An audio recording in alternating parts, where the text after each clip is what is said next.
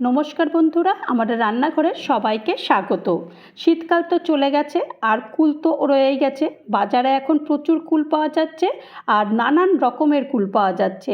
যে যেমন পছন্দ সে সেরকম কুল এনে এই আচারটা বানাতে পারে। আমার তো শীতকাল এলেই কুলের আচার আমাকে বানাতেই হবে। কুলের আচার না বানালে আমার যেন মনটা শান্তি হয় না। তাই আজকে কুলের আচার বানিয়ে তোমাদের সামনে চলে এসেছি। আশা করি তোমাদের ভালো লাগবে। তো চলো কী করে কুলের আচারটা বানিয়েছি সেটা দেখে নিই। তো প্রথমেই আমি এখানে 1 কেজি কুল নিয়ে নিয়েছি আর বেশ একদম পাকা পাকা কুল নিয়ে নিয়েছি। সেই কুলগুলো আগে থেকে একটু ভিজিয়ে রেখেছি। ভিজিয়ে রাখার পরে তারপরে কুলগুলো একটু ফাটিয়ে নিয়েছি। ফাটিয়ে না নিলে কুলের আচারটা ভালো লাগবে না আর কুলের মধ্যে কোনো মশলাই যাবে না। তো এখন ওটাকে সাইডে রেখে দিয়েছি আর এখন গ্যাসে একটা ফ্রাই প্যান নিয়ে নিয়েছি। আর ফ্রাই প্যানের মধ্যে আমি 2 চামচ পাঁচফোড়ন নিয়েছি আর 3টে শুকনো লঙ্কা নিয়েছি। এরপর পাঁচফোড়নটা আর শুকনো লঙ্কা একটু শুকনো খোলায় ভেজে নেব। আর পাঁচফোড়নের গন্ধটা ভীষণ ভালো লাগে আমার, তো সেই কারণে আমি পাঁচফোড়ন নিয়েছি। তোমরা চাইলে এখানে জিরে নিতে পারো, মৌরি নিতে পারো। আমি এখানে পাঁচফোড়নটাই শুধু নিয়েছি। আর এখন মোটামুটি ভালো করে এটাকে ভেজে নেবো। আর এখন খুব সুন্দর একটা গন্ধ বেরোচ্ছে। তো যখন বেশ গন্ধ বেরোবে তখন এটাকে নামিয়ে নিতে হবে। তো এখন এটাকে নামিয়ে নিয়েছি। নামিয়ে এই হামাল দিস্তাতে এটাকে আমি কুটো করে নেব। তো একদম কিন্তু মানে একদম মিহি করে এই মশলাটা তৈরি করব না, একদম যেন একটু দানা দানা থাকে। তো এই রকমভাবেই মশলাটা তৈরি করে রেখে দেবো।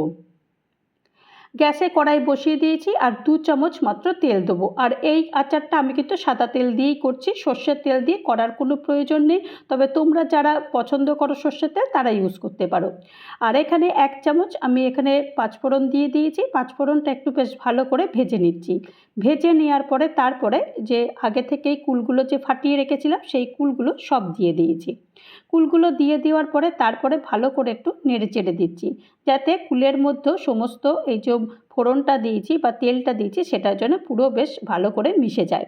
তো এইভাবেই ভালো করে কিন্তু এটাকে মেশাবো। তো মেশাতে মেশাতে পরিমাণ মতো আমি আগেই নুনটা দিয়ে দেবো আর পরিমাণ মতো হলুদ দেবো, অর্থাৎ 1/2 চামচ মতো হলুদ দিয়েছি। নুনটা আগে না দিলে কুলের মধ্যে ভালোভাবে যাবে না, তো সেই কারণে আগে থেকেই কিন্তু নুনটা দিয়ে দিতে হবে।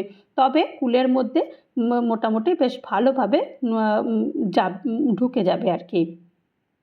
আর এখন এটাকে ভালো করে একটু নেড়ে চেড়ে দিচ্ছি। নেড়ে চেড়ে দেওয়ার পরে তারপরে আমি এখানে 500 মতো গুড় নিয়েছি। এটা আখের গুড় নিয়েছি। আখের গুড়টা দিয়ে ভালো করে এটাকে নাড়তে হবে। আর আচার কিন্তু আমার যেন মনে হয় গুড় দিয়েই বেশি ভালো হয়। তবে তোমরা যদি চাও যে এখানে গুড়টা দেবো না তাহলে তোমরা চিনি দিয়েও করতে পারো। তবে চিনির আচারটা কিন্তু আমি দেখেছি লক্ষ্য করে বেশি দিন থাকে না, গুড়ের আচারটাই বেশি থাকে। তবে অনেকে আবার গুড় দিয়ে করলে আচারটা অনেক সময় কালো হয়ে যায়, দেখতে ভালো লাগে না। তো অনেকেই আবার চিনি দিয়ে করে। তোমাদের যার যেটা পছন্দ তোমরা সেটা ইউজ করো।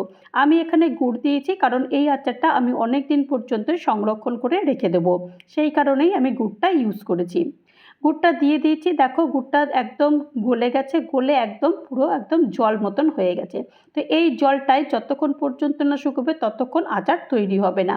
তো এইটাই এখন ভালো করে এটাকে নেড়ে চেড়ে দিতে হবে। নেড়ে চেড়ে দেওয়ার পরে তারপরে এটাকে আমি এই 5 থেকে 6 মিনিটের জন্য ঢাকনা বন্ধ করে দেব।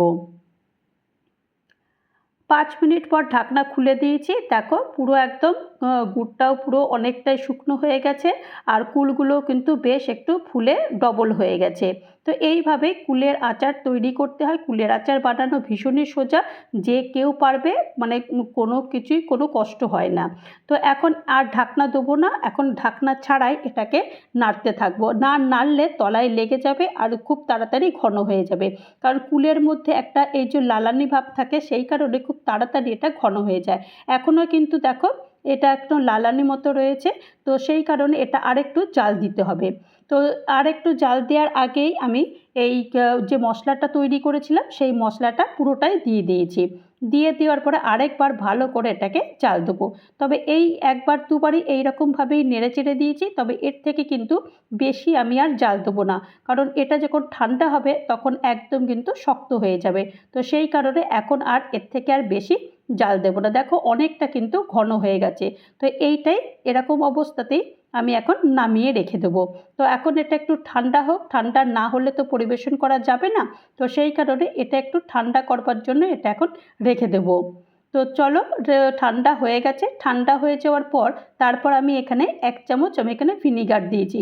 ওই যে বললাম যে আমি এই আচারটাকে মোটামুটি 1 বছর পর্যন্ত রেখে দেবো, তো সেই কারণে এটা আমি এখানে 1 চামচ ভিনিগার দিয়ে দিয়েছি। তোমরা যদি ভাবো যে আচারটা সংরক্ষণ করবে না, তোমরা ইউজ করে ফেলবে, তাহলে আর ভিনিগার দেওয়ার দরকার নেই। এখন আচারটা ঠান্ডা হয়ে গেছে, আমি একটা প্লেটে ঢেলে ফেলেছি আর তৈরি হয়ে গেল দেখো কত সুন্দরভাবে কুলের আচার। এই কুলের আচার রেসিপি যদি তোমাদের কারোর ভালো লাগে তাহলে অবশ্যই একটা লাইক করো, কমেন্ট করো, পারলে আমার চ্যানেলটা সাবস্ক্রাইব করে আমার পাশে থেকো। আর যারা নতুন বন্ধু হয়ে আমার চ্যানেলে ভিজিট করেছো তাদেরকে অজস্র ধন্যবাদ। ভালো থেকো, সুস্থ থেকো, নমস্কার।